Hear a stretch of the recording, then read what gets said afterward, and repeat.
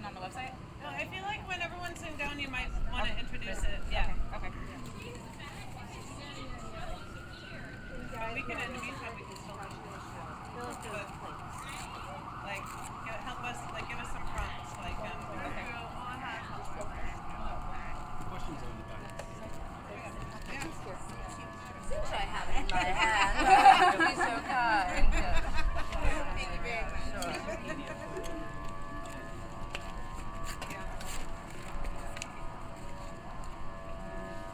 Basically, like it was connected to this activity where I was asking people to become more civilized by giving up their knives and forks.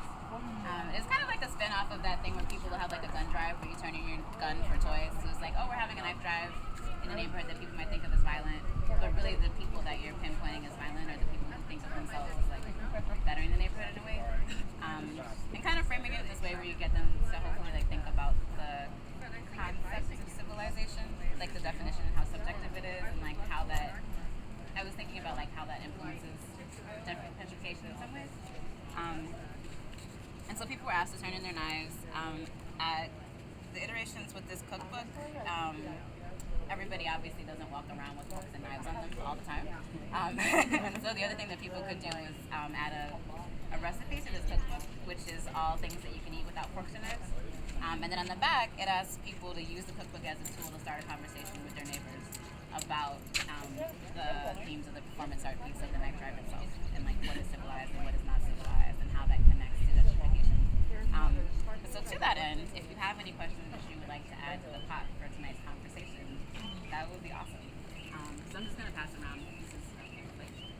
And if you have your own pen or pencil, that's awesome. And if not, there's some right here. Does anybody need a pen or pencil? maybe leave them there, yeah. Just grab them if you don't mind. Okay.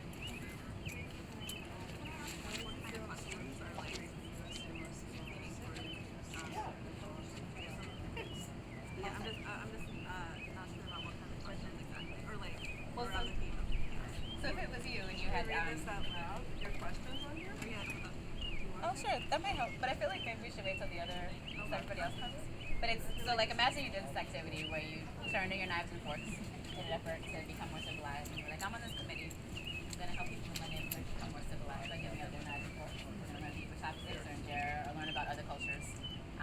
Where the things that this thing that we take for granted as civilized is actually kind of things uncivilized. And if you were having it in a party where you had made food in this cookbook, what are some questions that you might want your neighbors to think about as part of it? Like if you're in a neighborhood with that work?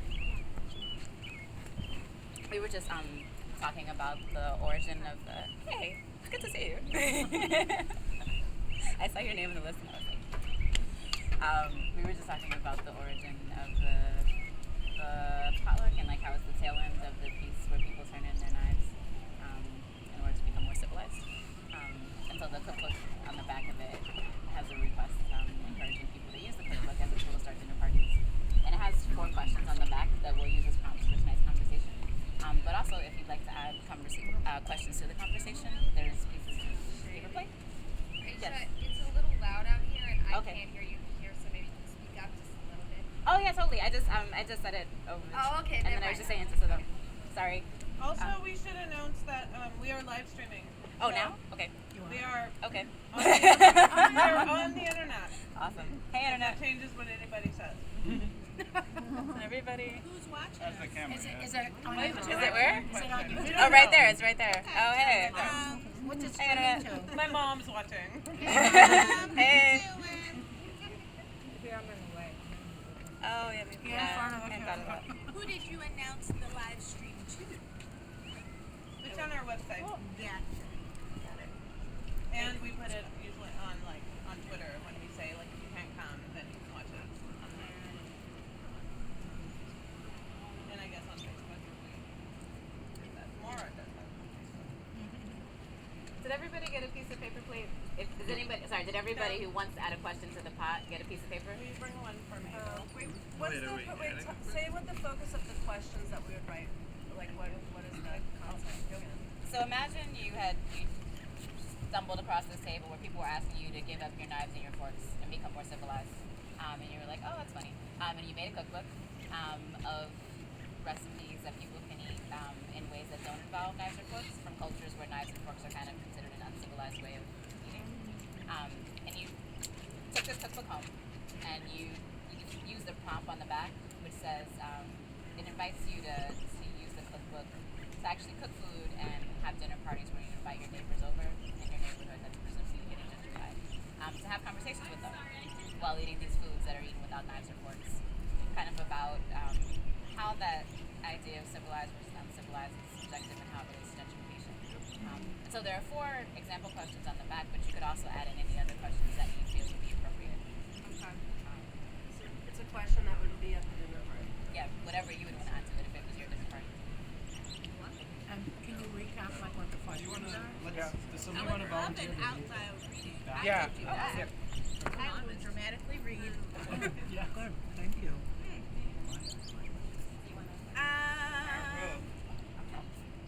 Here are some questions you can use to get the conversation started. How would you feel if someone tried to make the USA more civilized by making us get rid of all our forks and knives? What are some things gentrification gets rid of that people who are from the neighborhood might want, love, or need? If getting rid of these things does not make life better for people from the neighborhood, who does it make life better for? What do you think is a truly civilized way to respond when you move to a neighborhood where people do things differently from the way you are used to doing them? So should we like? We're adding to the pot of Do we have to write it questions. down? The question. Okay. You don't have to write the question down. I just thought it might be like. Okay. Can I start? If we do write it down, do we hold on to it or do we pass them? Well, I was thinking what we could do is put all the questions in the middle so that people could kind of grab them and we could get the conversation popping that way. But I'm open to whatever. I just kind of was trying to think of ways to have it be balanced because sometimes, you know, like when there's a group, sometimes some people end up talking more than others. So I thought if we kind of rotated picking questions, That's that a good might idea. keep it balanced. I'm ready to write.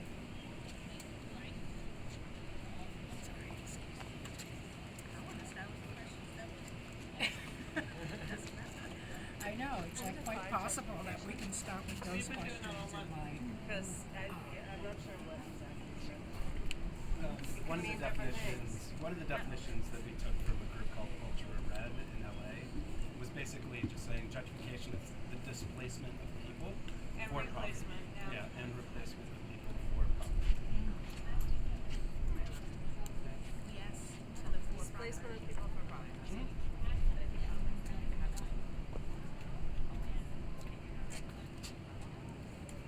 But the definition is subject to. It's more radical. Well, that's almost like the most basic baseline definition. Well, some people would go gentler them out and be like, it's just neighborhood change. But there's In an upward, Renewal. in an upward, monetarily upward. Big ass air quotes. Well, somebody put it in one of our events. They were looking to replace people living in Section 8 housing with artists who would take better care of Yeah. the property. we were like, says who? And we were like, well, where do those people go? Wow. Just in New York? Yeah. It's The unbelievable. Bronx. Like the Bronx. Unbelievable. I know. That's why I kind of sometimes hate artists. That wasn't even. That wasn't an art. It was an art thing. I didn't hear what you said. You sometimes came up. But that's one of the reasons for this project is this discomfort with the way that art is used to further the goals of the developer. So I like the idea of artists having Section 8 housing. Right. I just think no, that this was the thing artists you're saying is replacing by people in saying Section 8 housing. that artists would take better care of it than But that's other what people somebody who said.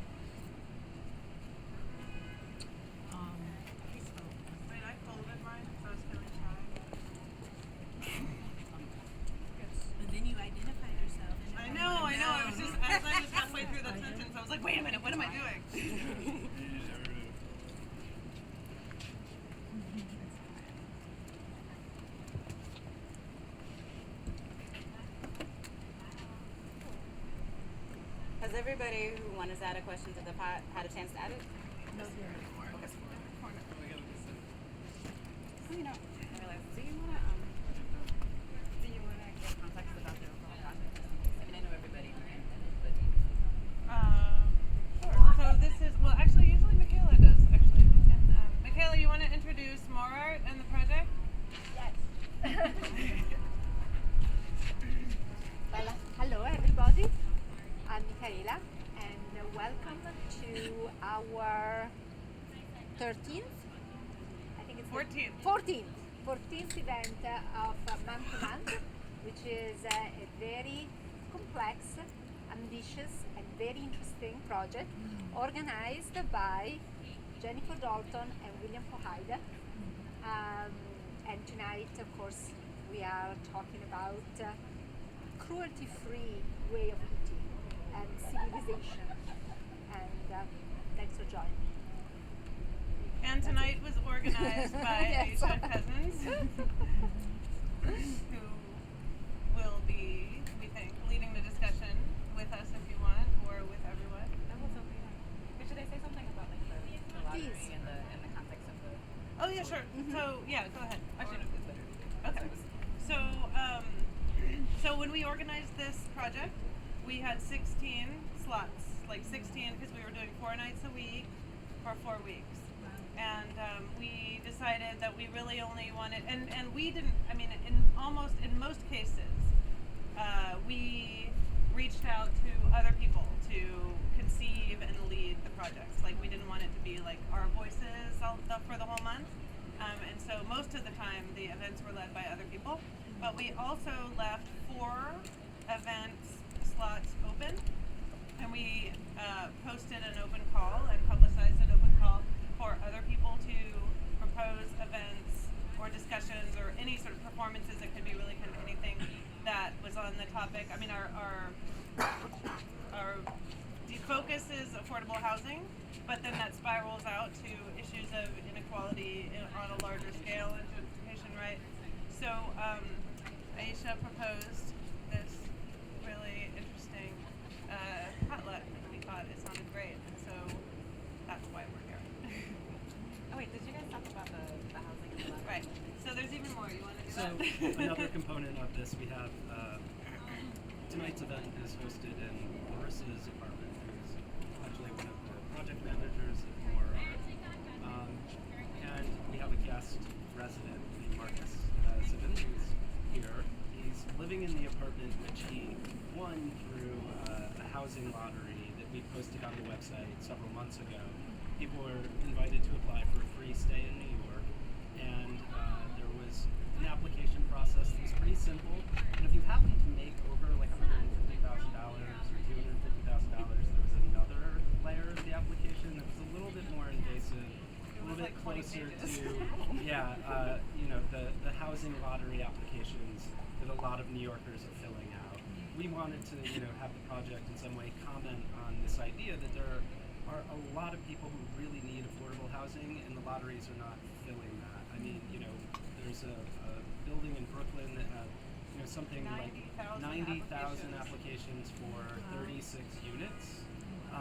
And just to question this idea that isn't kind of 80-20 or even the 70-30 housing plan the best way to kind of proceed in creating affordable housing for New Yorkers, with 70 or 80% of it is market rate, which is completely unaffordable for the vast majority of New Yorkers.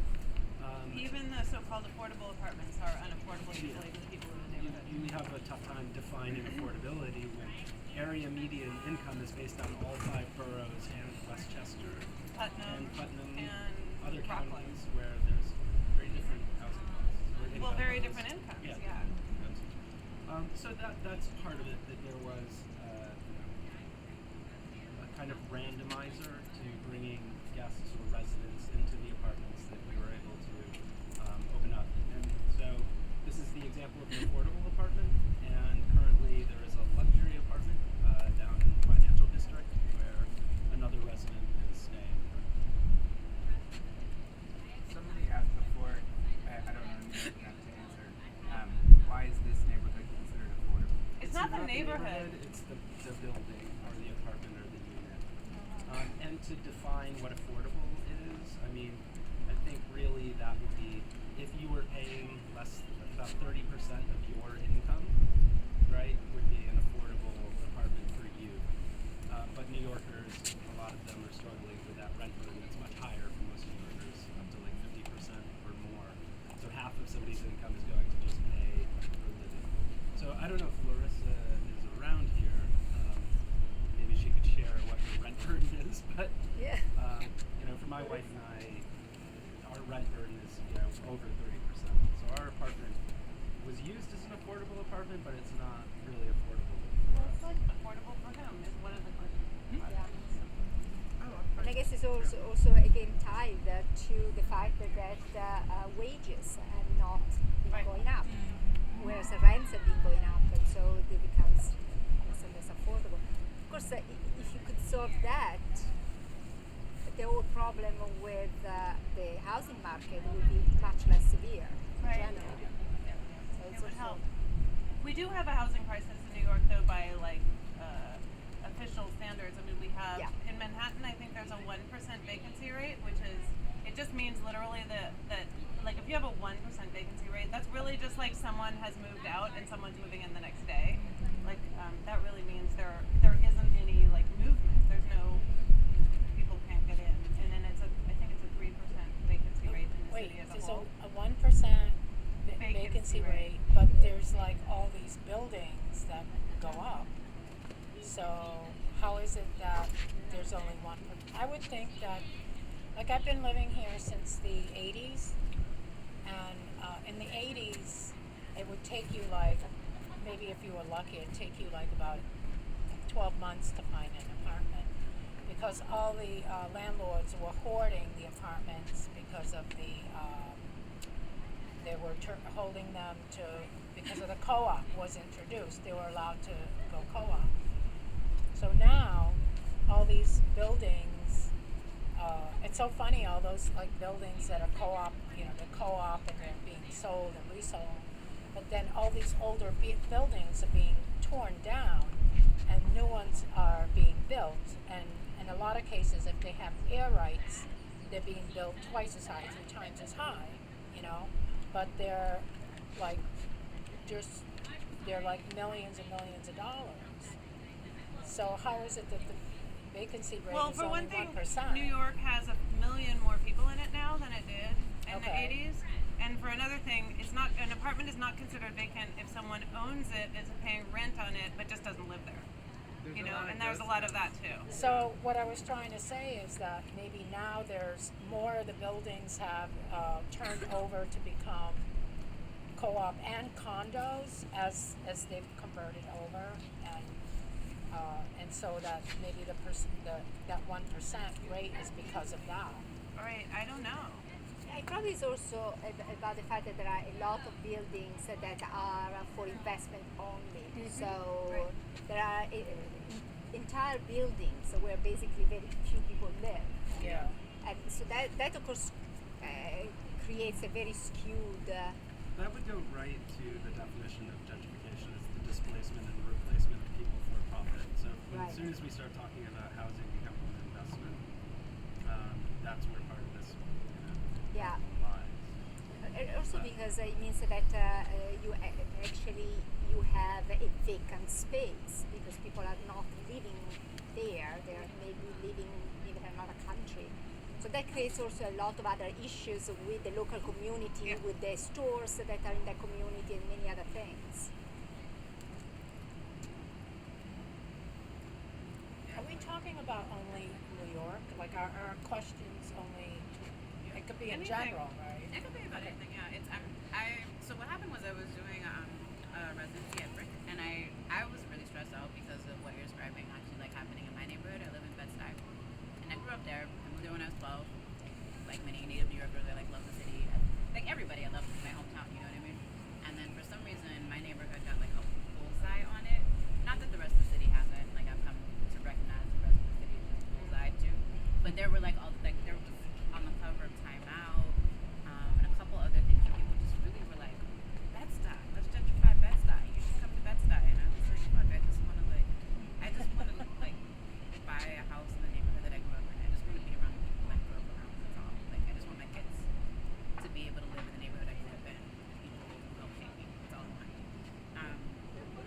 eventually I signed up for the affordable housing, like the mailing list, and I find it fascinating that like Bed-Stuy and Harlem, which are like the two neighborhoods that have the demographic that is like the people who raised me, like if they're not in Bed-Stuy, they're probably in Harlem, are the two places where I like the definition of supposedly affordable housing is so skewed right now.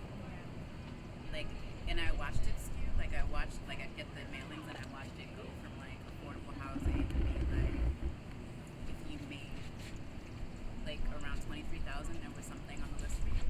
To like affordable housing for Bed-Stuy and Harlem, I think you have to make like close to 40,000 to get a studio. It's just like it's really like really poor.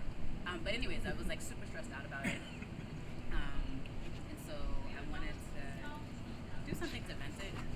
Because I was like, I'm too stressed out about it. I haven't been able to change it. And it's frustrating for me. I know it's frustrating for everyone else. Like, it started when I was in college, like 2000 probably started, like being visibly gentrified. So that's like 14 years of being upset about something. It's a long time. You know, like there's just a minute where you're like, wait, I've been upset about this too long. So I made a 3-part series of performance art pieces that looked at gentrification from different aspects. But the work that I do, I try not to like just focus on like the negative thing that's happening that's frustrated me. I think of them like a lot of things I do lately. I've been thinking of them as like adding pieces to Black culture, and I don't want to just add like monuments to like failure or frustration. I want things that people can use like 50 years from now, and it would relate to their world that they're in or teach them something positive. And so I was trying to think about like what can we learn from this process of gentrification locally, but also that's like relevant. Like the work that I do is designed to get Black folks from different populations and demographics to talk together about their shared experiences from different perspectives. So I was like, okay, what can we amongst ourselves as Black Organites learn from this experience? What's relevant to like other people in the city who are also part of gentrification? What's relevant to people in different parts of the world? So yeah, in answer to that question, like yeah, please, like anything that you feel is relevant. In this particular set of scores, I feel like I was trying to dig like below just like just like the basics of gentrification, but thinking about like the things that kind of the psychological things that drive it and human interactions and like all those other things that I was feeling that were frustrating.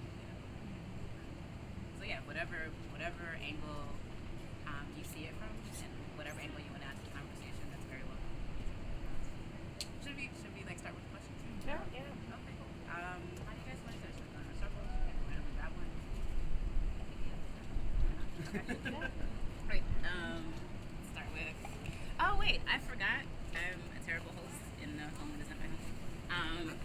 Thank you so much to everyone, to each of you for bringing food. This is awesome. It's like the best spread ever. It's like all my favorite foods. I'm super excited. And I was thinking that as we do this, I know a lot of people have already had a chance to say hello and meet and talk, but just in case, if you could, as you present a question, share your name and the dish that you brought. Does that sound good?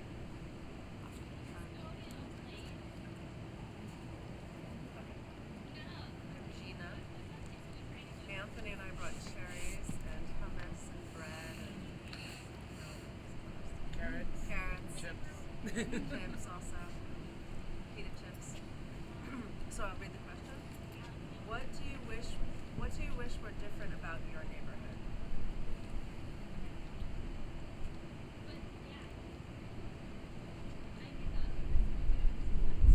And then what? That's it. It just goes.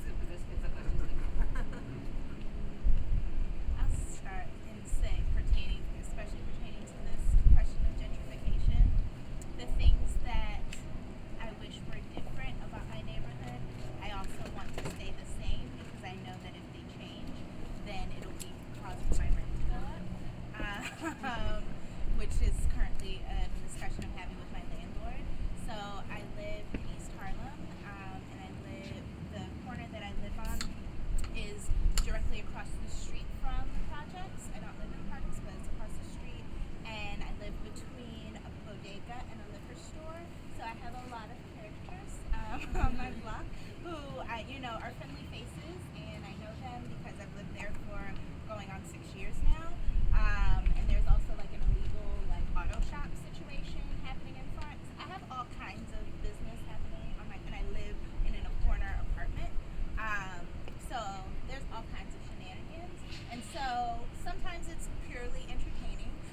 sometimes I do wish that, folks could just chill out a bit. But especially because it's summer now, and so folks are out on the stoop and all of that. But I don't take any action against these things because I know for sure that if it were to be quote unquote cleaned up, that would literally just be cause for my landlord to be like, okay, and now I'm going to charge you $500 more. So, yeah. What I wish is that there would, that it would all, I live in Williamsburg, in like East Williamsburg, and I wish that it all just hadn't happened. Like, the construction, like the constant construction everywhere really just like grinds you down. And what I think about a lot is that we used to always call, the near neighbors of mine, and we used to always call where we lived White Castle, Williamsburg, and they tore the White Castle down.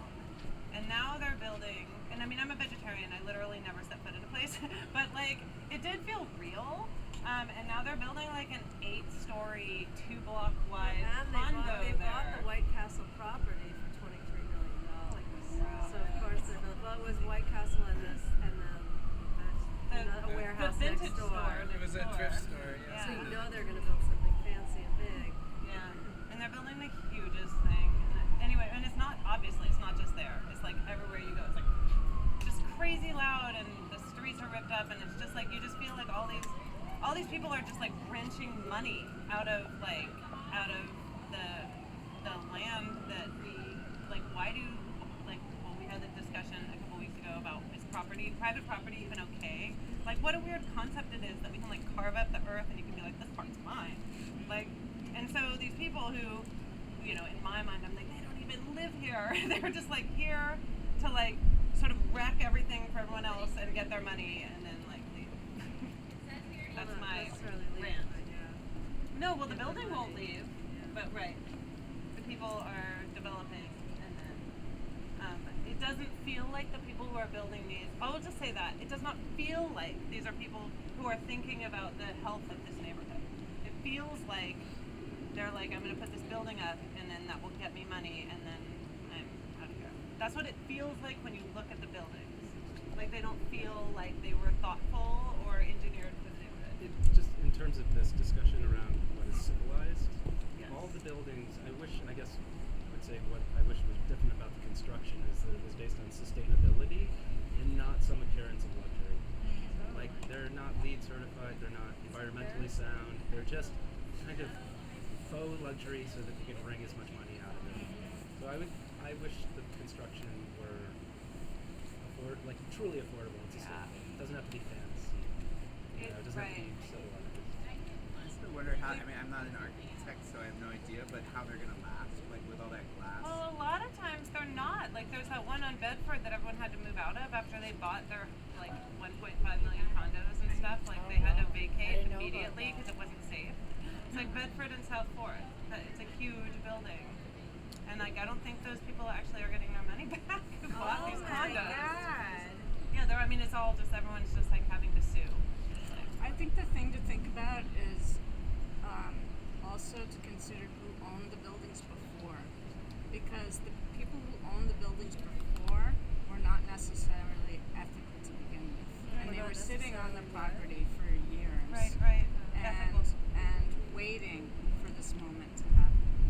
So, yeah, in a way, you have to go back 20, 30 years. Even in the case of Bed-Stuy in Fort Greene, in downtown Brooklyn, there was something that I recall when I first moved to New York in the 80s that called the Arturo Project.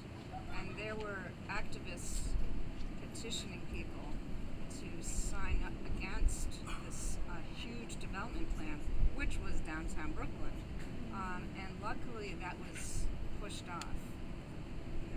The whole plan was able to be pushed off. I don't know the details, but it was pushed off for 20 years, please. So, but now this is what we're seeing. And I think in response to what you've been seeing in Bed-Stuy, Aisha, that's been happening I think in tandem to the plan with downtown Brooklyn. Because we're so like we're right off the train, Yeah. like right there. Definitely with the stadium and everything that's been happening, the mall, all of the new buildings, and I mean when I started doing the project's walkabouts and when the ground breaks, this was after the protesters lost, you know, the debate about the stadium. So, and so I had been doing these installations and performance walks around the Atlantic Yards. And one time, up to Fulton Street, to the Bedford-Stuyvesant Restoration Corporation because of this group exhibition I was in there. So, to bring the awareness that that's happening in Bed-Stuy, even in what year was that? It was much later than 2005, more like 2012. And but I think that is something to think about. Who owned these buildings before, because they've been waiting for this moment. So it also lead back to the politicians who are in office who allow this to happen. Yeah, should we hold them accountable? I want to make sure we're focused on everybody questions. So I want to make sure we get through them. I'm trying to think of how we have like maybe do we have an hour? Let's see. Yeah. Should we go on to another question? Yeah. Let me see. We got 1, 2, 3, 4, 5, 6, 7, 8, maybe 2 from there. So like 10, 60 minutes. Like maybe. So maybe like 5 minutes a question, because also we'll probably want time for time after. That makes sense. Okay. For me, just to add a little like context to start. So I think you kind of bounced off that before, like what's the thing that you want to change about your neighborhood? What are some things gentrification gets rid of that people who are from the neighborhood might want? Oh wait, you didn't say your name. I'm sorry. Toya. You did. Oh, that's what comes out.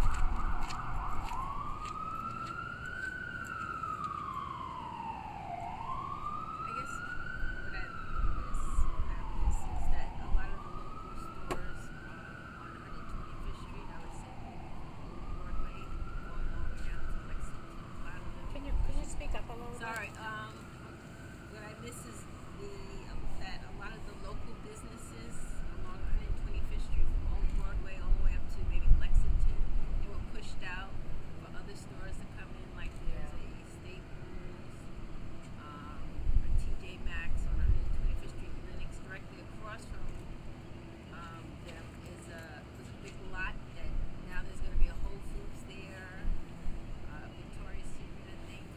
But I mean, with that, I think that would cause a lot of the other, just the local prices within the community to go up for a lot of I don't know if it's good or bad, but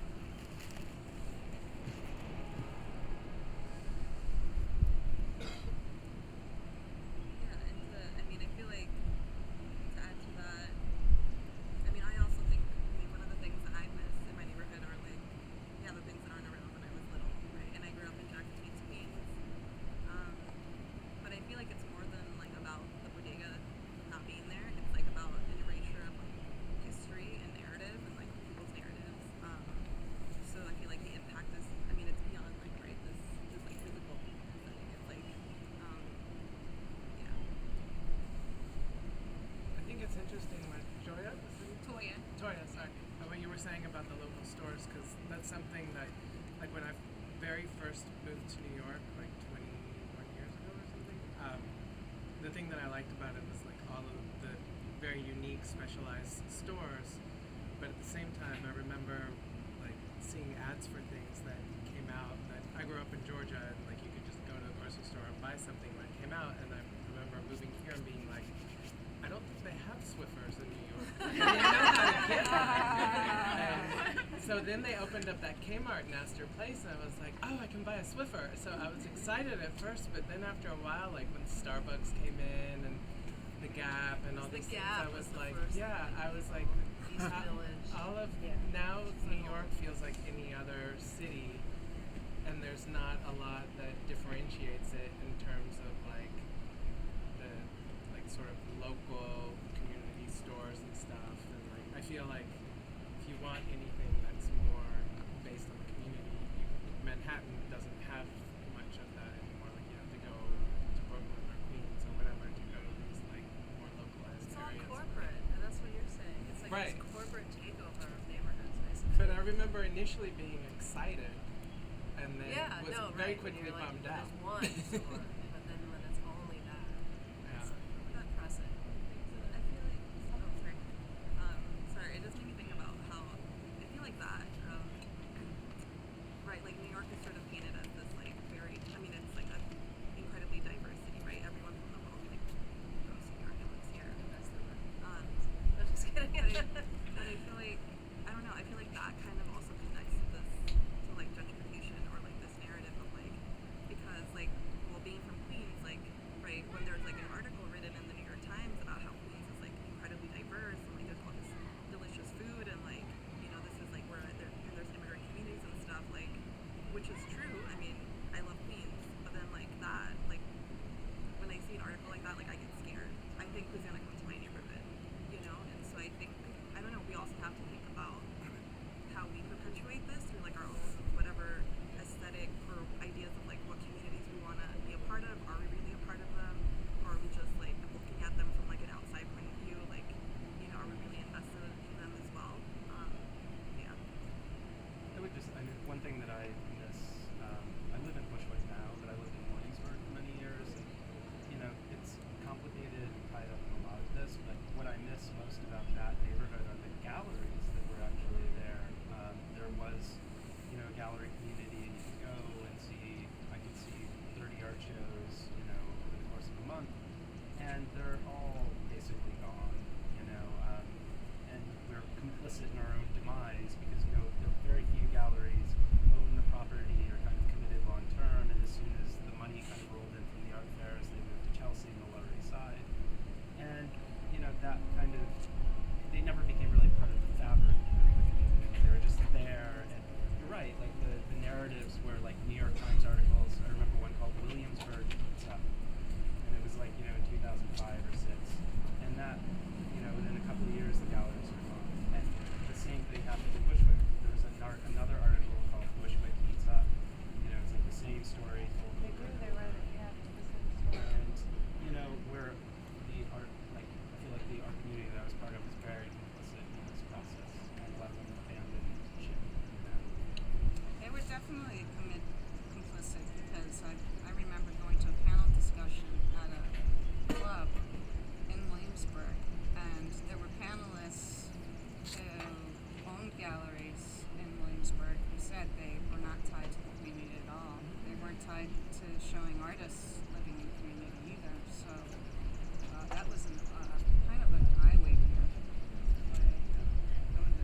Watch the time. But I just want to add to what talking about I think it's nice when live in like 'cause in my neighborhood we used to have like Go to Whole Foods and stuff. yeah like, people were like oh I want a Whole Foods. That was a big thing in my neighborhood like when as gentrification was like they had a weird like bump with that actually because like Fresh Direct would come to my neighborhood for a while and people would be like oh Fresh Direct doesn't come to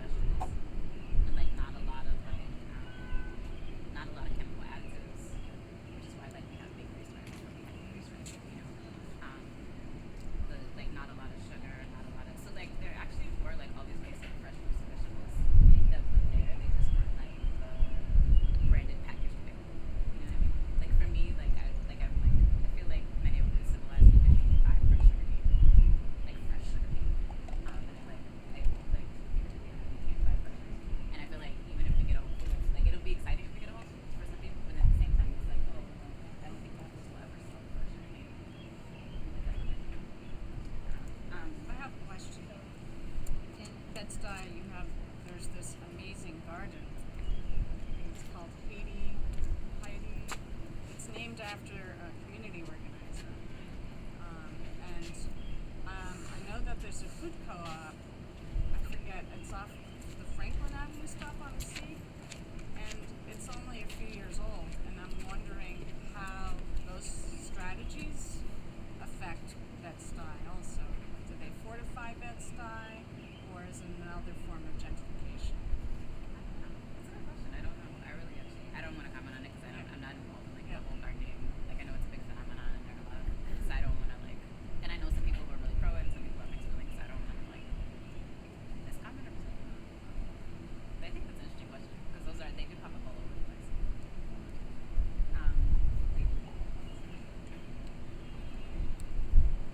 Maybe we should also like as we respond to the questions, say our name and what we brought if we haven't already, just so that everybody gets an opportunity. Does that? Yeah. My name is Ro, and I brought the donuts. You can put it in the middle. Maybe it's donut time. And maybe I feel like maybe there were almonds in that corner. We were using them to hold down the corners. No, they're where'd under the the table. chocolate? Oh, they went to the table. I see them. I brought watermelon. So it's time for dessert to come to pass. Yeah. They're all melting. Oh, thank you. They Those kind of these- started melting. Yeah, watch it. These are a little melty, so maybe we'll bring that. We could bring the I'll go get the napkins too. Are these too melty? Oh my god. No. Do we need the spoon? Oh no. I'd say that's very, that is like extremely whole I'm 30 gonna get the non-compliant. spoon. Okay. This has like everything that we Throw them in the ice with the dude first. Oh, cool. That's not gonna. They're just gonna become one massive chocolate almond. Okay. The rose question.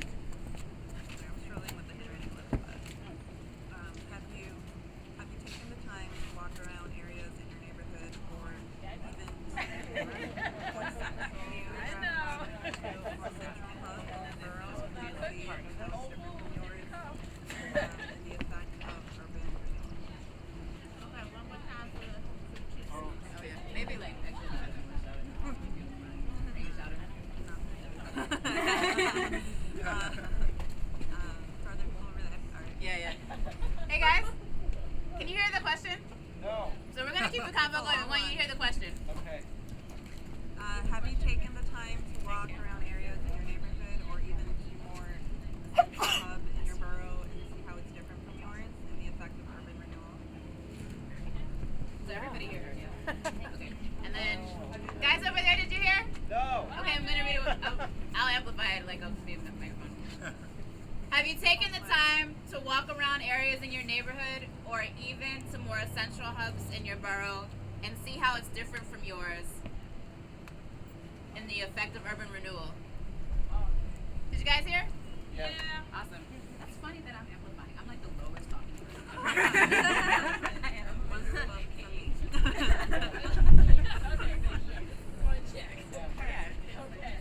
Does anybody want to respond? I'll respond to that. So what I see is that when I walk in different neighborhoods in Manhattan, you know, like let's say Lower Manhattan, I'm around there. What I see is happening in my neighborhood is happening in every neighborhood. There are buildings that are being torn down and rats crawling around at night everywhere, and new buildings are going up, you know, and buildings that are being vacated, businesses that are, as their lease expired, there's no new business, so that just everything's boarded up. And then, like 2 blocks away from that, I see, something. I see a structure that's like completely different than the rest of the buildings in the neighborhood. That's like a new structure of just mainly glass and steel. And I see this trend happening everywhere from like I'm on 21st and 2nd. I see that happening there all the way down to Chinatown, So if I go on East Broadway in Chinatown, it's really not any difference. And I could take a turn and there's, very like poor Asian population that's living there, and then I just walk 2 blocks and there's a French restaurant, like so random the way it happens too, you know. And so in answer to the question is that in a lot of ways, I don't see that it's any different and that it's happening on such a massive scale, because when Bloomberg, I know why it's happening, because when Bloomberg was in, he basically sold the city to developers, and this is the aftermath of it. And so buildings on a daily basis are constantly going down and constantly coming up. And it just, you know, and I'm living in this like, you know, a turn of the century, 20th century building, and I'm like thinking to myself, so when are they going to tear this down? You know, when is it going to be my turn? You know, how much more time do I have left in the city? Where am I going to go after this? You know, so in some ways I don't think about it, but then when I'm walking down the street, I'm reminded that soon it's going to be my turn too. I want to like split what you said into two parts, because I feel like there's like two parts to it, and they kind of mush together. Yeah. Or not woven together, because sometimes they are woven together in Yeah. real life, but sometimes they're not. So I heard you talk about, and you can like correct me if I'm getting it off, but I heard you talk about like the differences in terms of architecture and how like there's just like one type of architecture here, and all of a sudden you see this like new thing plopped in that like kind of has a total disregard. And I said that because it's like those are the signs, the visible signs of what's actually happening. The other thing though that was kind of like woven in, but doesn't necessarily always connect in the same way, that I wanted to break out was the idea you were saying, like you see like in Chinatown, like you see housing that you like would probably think would be of a certain income level, that's maybe like a challenged income level next to something that's for people who are higher income. And I just wanted to separate those because the income level is not always associated with like you can't always make assumptions about the income level, but I do see how that happens. Like so, I just wanted to separate those. Can I just rephrase that part? So I'm walking, but I think that's a thing. Yeah. Like that is a thing too, where you see like in Bed-Stuy, you'll see like it's like right next to the housing projects or the luxury high rise. But I just wanted to like. I think those are both happening. when you go to Chinatown, it's quite visible, because if you ever walk in like that East Broadway, south of Canal, and you walk down in those little streets, you'll see windows, and you'll see people have clothes stacked up, hanging from the windows, and you know, and they have makeshift businesses.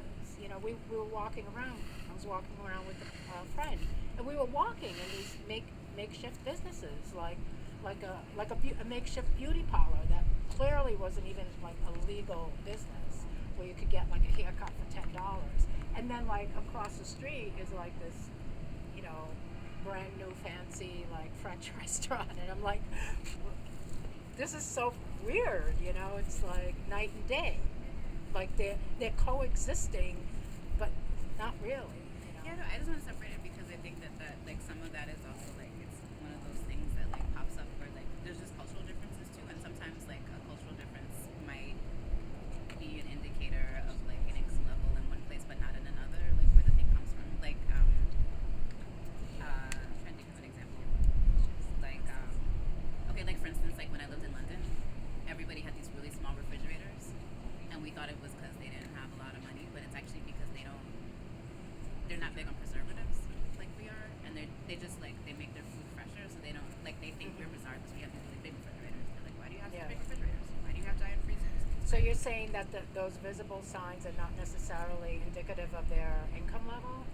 I'm just saying like it's important. Like I think it's important to keep in mind, like for all of us, like when you perceive something that someone is doing, especially if they're doing it from another culture, that like what it indicates in terms of income level in the country in which you're seeing it might not be what it indicates in terms of income level in the place where it's from, because it might have a very different value system. I'm just assuming that, I mean, I happen to know that there's a very low income level living in those, for many years, living in that part of Chinatown, and that I know like about 4 or 5 years ago, as that area began to get gentrified, there were a lot of complaints from the Chinese community, the Asian community, that was saying that we're being pushed out.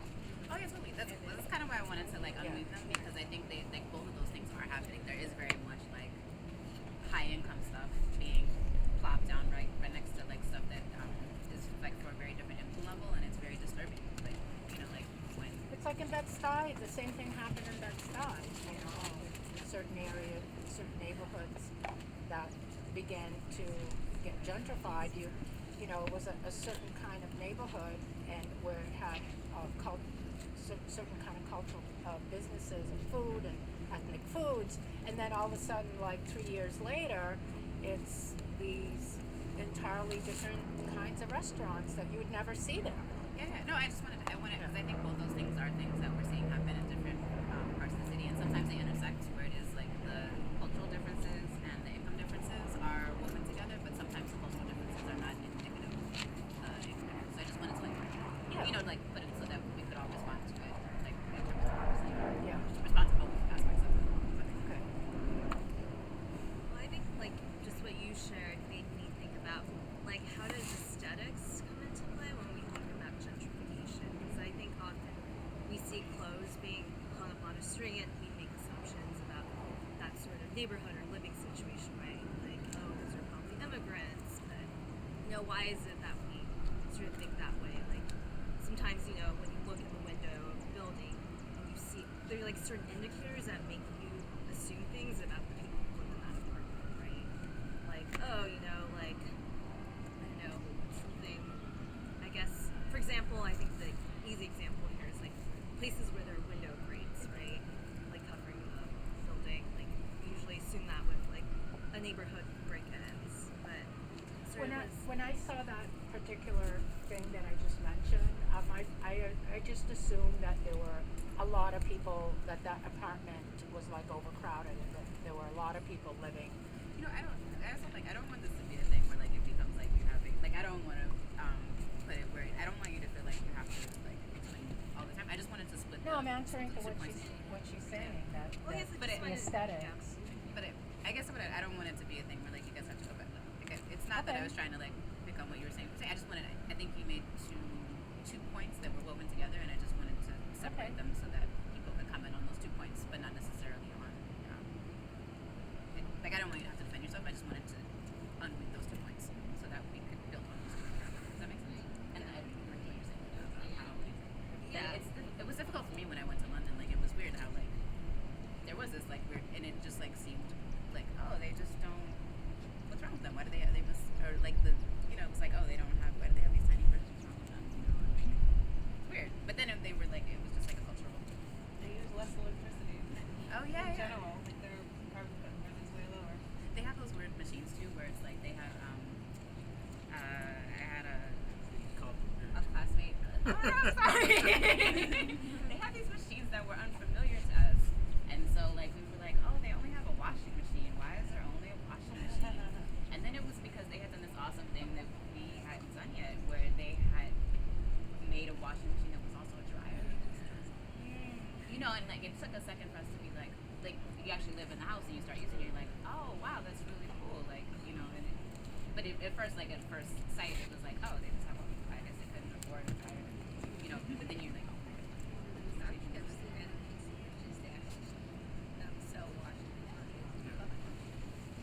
You know, I would say something like I live in a building in Bushwick, and we do have the security gate. And when we first moved in, I came home one night and somebody was trying to crowbar it off the window.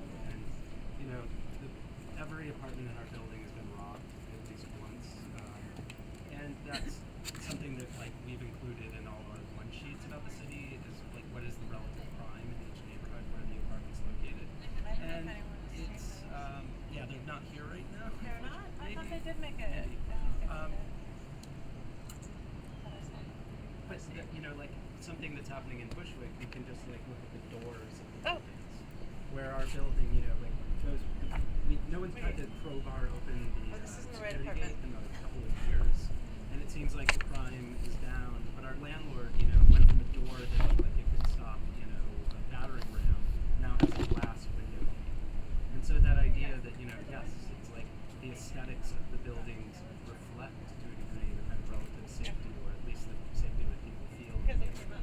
You know, there are still doors that are solid metal, you know, like super thick, gutsy, previous, you know, Bushwick suffered riots in the previous part of the center of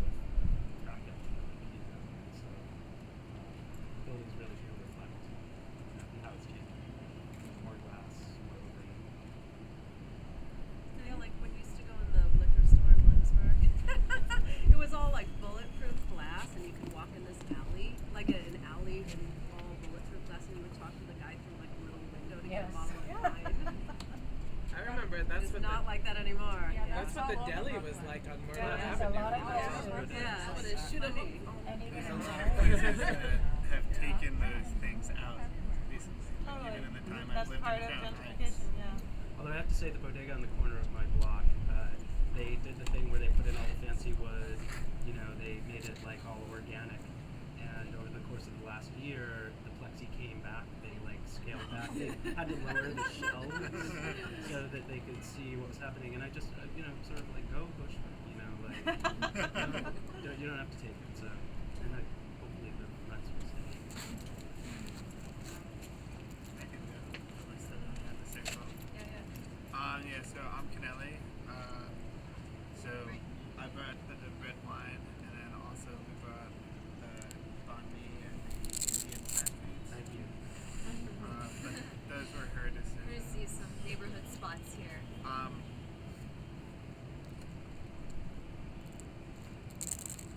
me just read it so.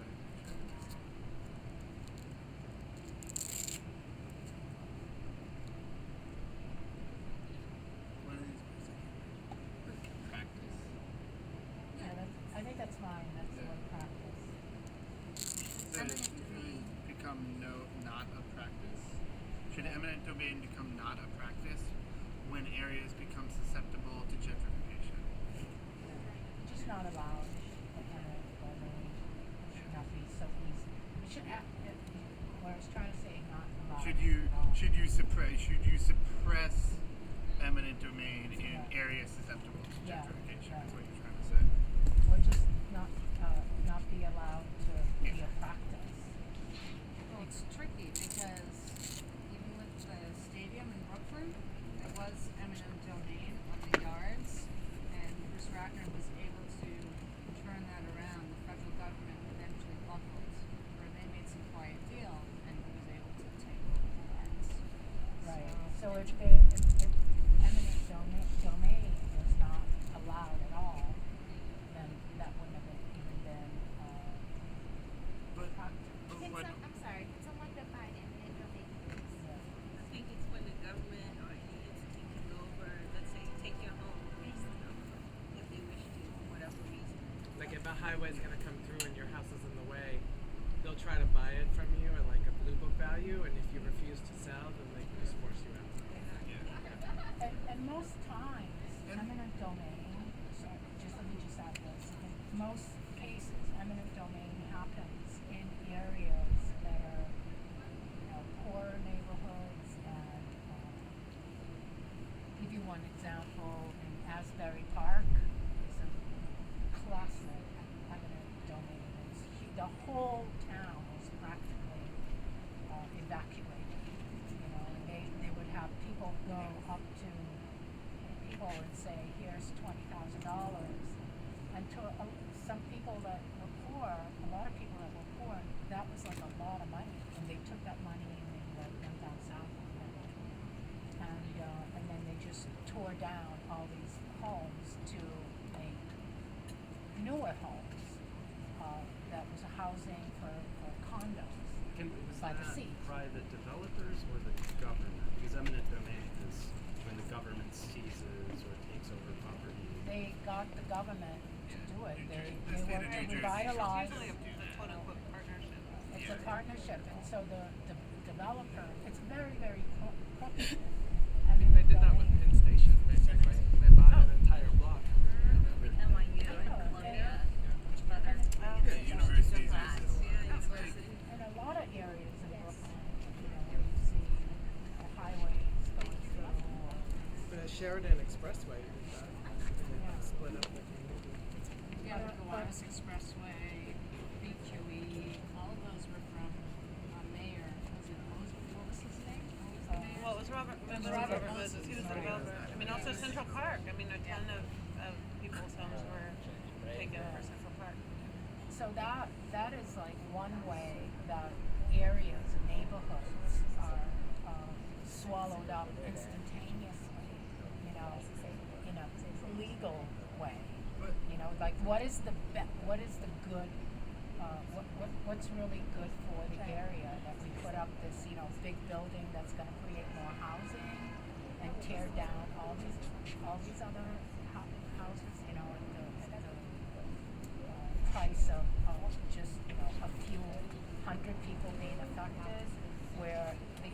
that's always the argument, where the outcome is that thousands more will be able to have housing. And as we know, that housing is never affordable housing, ever. You know, I mean, a 10% of the building being, you know, that's going to be offered as affordable housing is insufficient. It was interesting. Larissa just gave us a 10-minute sign, but I was reading a book recently, and it's like, it's weird for me to read it because it's from a gentleman who grew up in Brownsville, I think in the 30s, I want to say. I'm not totally right. It's called A Walker in the City, I think it's called. And he's talking about like his childhood growing up in Brownsville in the 30s when it used to be mostly Jewish, and then he talks about also how there was something, I don't know if it was eminent domain, but it basically like a whole area was wiped out, like whatever was there was knocked down, and it was knocked down to build the public housing buildings actually.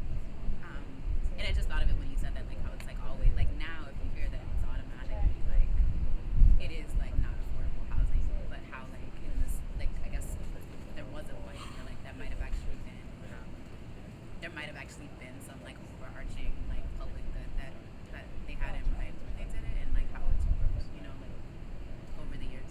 Yeah. But I mean, there's that notion that, you know, if we have a lot of properties that have just been built for investment, would it be in the government's interest, say, to eminent domain some developer's property and actually put people in it to live there, as opposed to letting it sit It doesn't empty, tend to right? go that way. You know, Isn't that interesting? it really is about who is Who's you know, getting served. using the laws. I want to make sure that. No, you guys. I was saying hi. Those I are the saw you guys outer walk in, ring. but I didn't get to say hi. But we're actually being live streamed, and because you came out and brought food, I want you guys to say. I want to make sure that everybody who came and like participated, like, is recorded. It's live streamed, but there's also going to be a video that lives on the site, and that I think may be a way that a lot of people actually experience the project. So I really want to make sure that everybody who brought something says their name, says what they brought, and adds a little something to the conversation so that your presence is acknowledged and recorded. But the live stream is being recorded from that. Is it from that computer right there? Yeah. Is that right? Oh, that's why you're walking around there with that, what's that, lavalier? Yeah. I'm probably like shouting at somebody's background. ear. What's she doing with that on? Oh, I hear. What? She's FBI? Like, what's going on? Okay. I know, right? But yeah. So I guess we have maybe 7 minutes left now, or 5. Yeah. Anybody, especially people who haven't spoken up yet. Yeah. But I feel like maybe just so we can get it, like get all the questions out there at least. If Maybe go let's around. read them all, and then we'll just then we'll have a few minutes to sort of respond to sort of several at once. I didn't introduce myself. Is that okay? I haven't done You it. can do it Oh now. no, you haven't done it yet. So we'll get to it. Maybe Yeah, who absolutely. came together? Yeah. Can we give you guys one together since you came together? Is that cool? You're setting us up. Okay. Is it okay? Yes. Got one. Yes, okay. And then got one. And then wait, let's see. Okay, one to him, and then I came with Gina, so if somebody else hasn't had these one. last two to you guys. Is that cool? Yeah. Okay. Awesome. Okay, so now everybody has a question. So should we like? Maybe we should just one after another. Everyone introduce yourself and say the question, and then we'll just have a group last week. I'm Melissa. I brought the Indian snacks and the Vietnamese food. And the question I have is living in a clean neighborhood important? But I think what I'm wondering with this question is, what do we define as clean? See, Yeah, because that's ambiguous, right? It's a subjective term. from our relationship, that's not the truth. You don't need to disclose that. Continuing this All right, discussion when you get anyways. home. On to the next, folks. I'm Ruby. I brought the cheese and bread.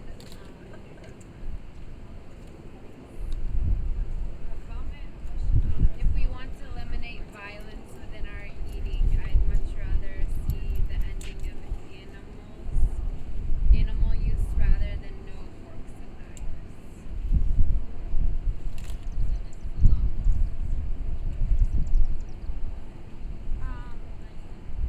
I'm Kia. And it's Marcus.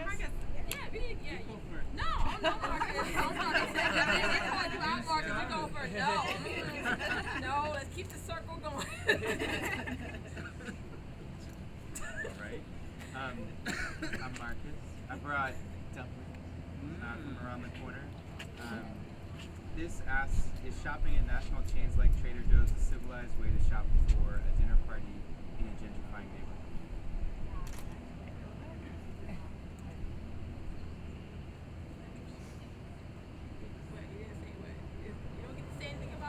We're gonna, I guess since we're almost out of time, we're just saying all of the remaining questions and then we can address them together. That's good. Okay, so you go ahead. Well, I'm Kia, this is Edwin. I dragged him along. I sent the email out to see if it was okay to bring a person, but nobody answers. I think, we're gonna bring them. So, so it says gentrification equal colonization. Oh, I brought what do you call it? I brought the cheese, assorted cheese, and cupcakes, and he felt like, oh, y'all need the chips because it's gonna be dip. So he brought the chips. I'm Anthony, and I came with Gina, so we brought the same food. And what did you bring? Like that naan bread, some pita chips, hummus, cherries, carrots. Brandon. In what way do you feel civilization and gentrification are connected?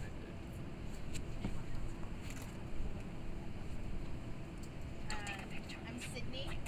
I brought kale, quinoa, and chickpeas,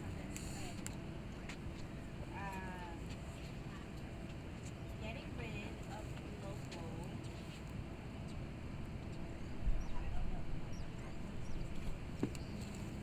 More, I don't know. Yeah. Yep, mom and pop stores who cannot afford the rent anymore. This is a comment, this is not a question. Getting rid of local mom and pop stores who cannot afford the rent anymore. I'm Elaine, and I made cucumber yogurt dip and brought pita bread and watermelon.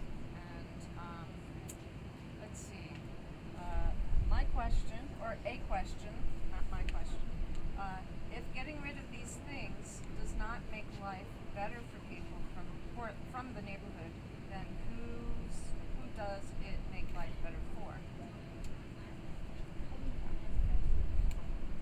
Maria, and I brought the crudites with the tahini sauce, homemade tahini sauce. What do you think is a truly civilized way to respond when you move to a neighborhood where people do things differently from the way you are used to doing them?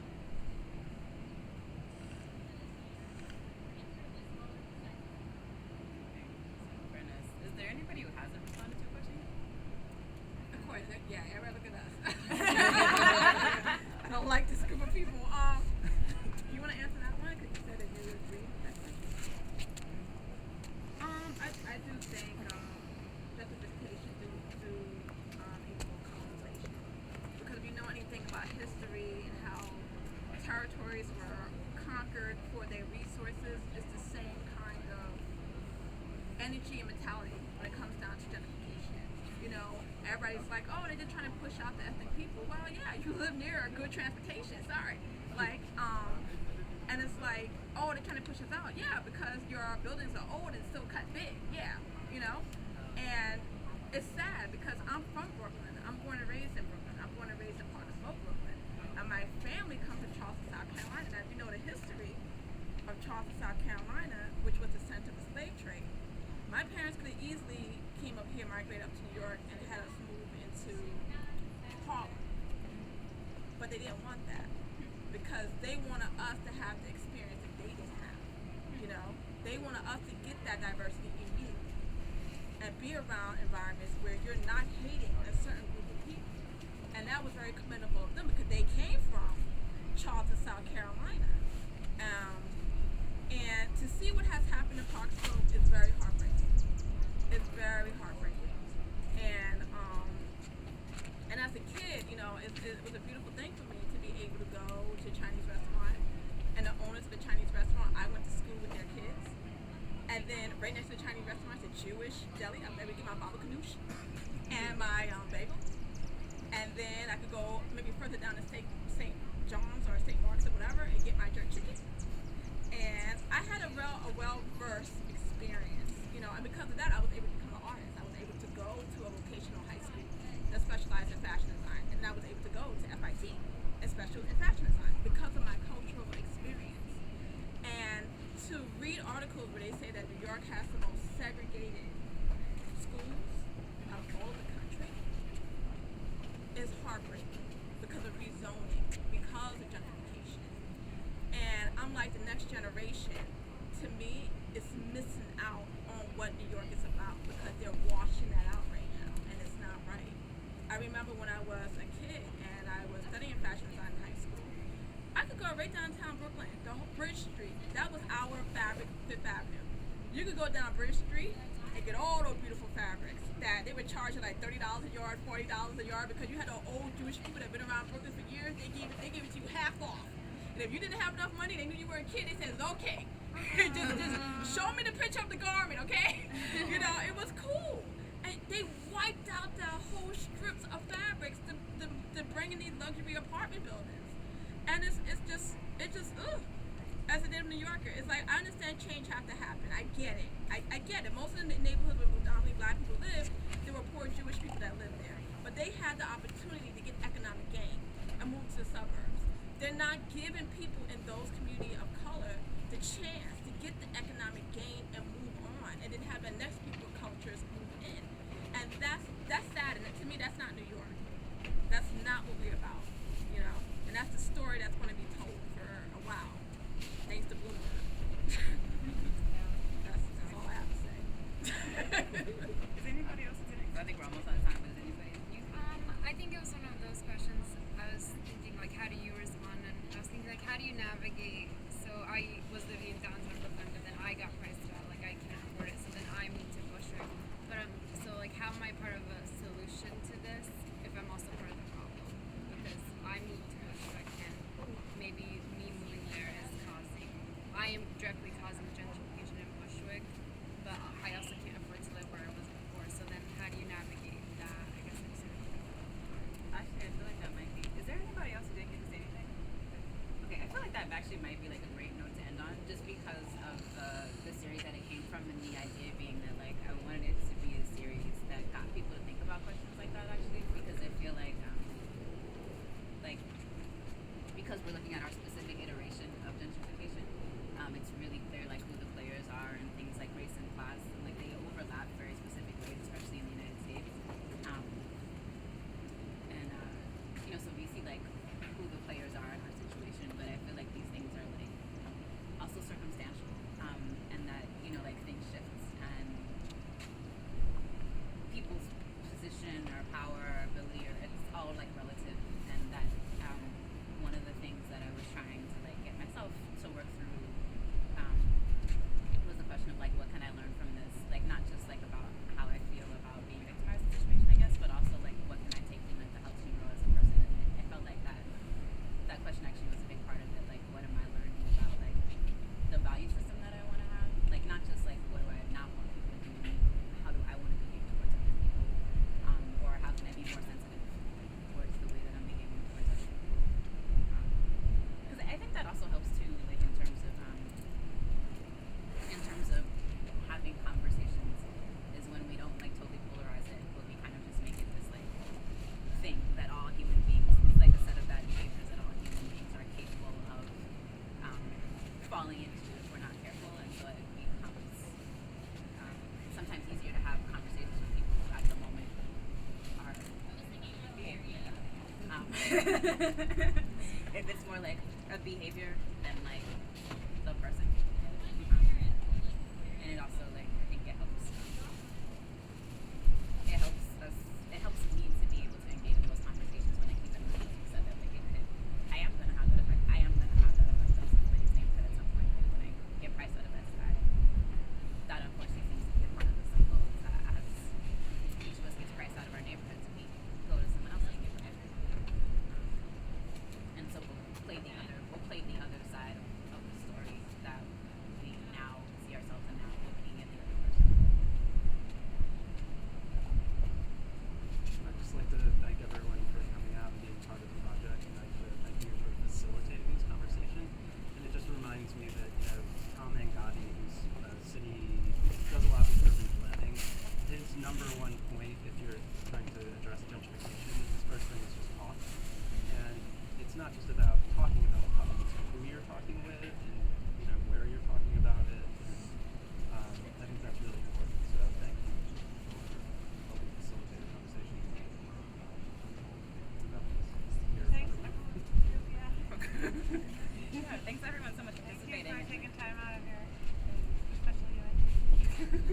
still a lot of having food. us. Yeah, right. Food. Take things to go.